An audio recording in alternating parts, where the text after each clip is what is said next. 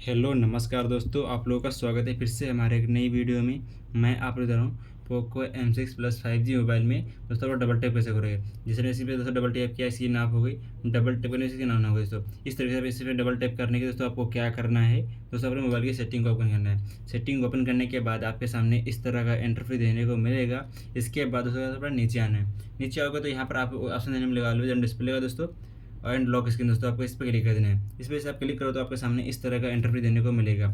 आपके सामने यहाँ पे setting double tap to work turn off screen दोस्तों व्हेन डिवाइस इज लॉक्ड दोस्तों। अगर दोस्तों आपकी स्क्रीन ऑफ रहेगी दोस्तों तभी लॉक रहेगी तभी आपका स्क्रीन पे डबल टैप है और डबल टैप नहीं होगा दोस्तों। क्या करना है तो आपको स्टिक में करना है। स्टिक में करने का जब आपका स्क्रीन पे बैक आना है, जब बैक आने जब भी अब स्क्रीन से लॉक नहीं है तो डबल टैप नहीं हो रहा है। क्या करना है स्क्रीन को आपको ऑफ कर देना है। ऑफ करने जब भी आप इसमें डबल टैप करोगे डबल टैप हो जाएगा दोस्तों। इस तरीके से आप पोको M6 प्लस 5G वाले दोस्तों आप डबल टैप कर सकते हो। अगर आपको वीडियो अच्छा लगा तो वीडियो को लाइक कीजिए और चैनल सब्सक्राइब कीजिए। Take care.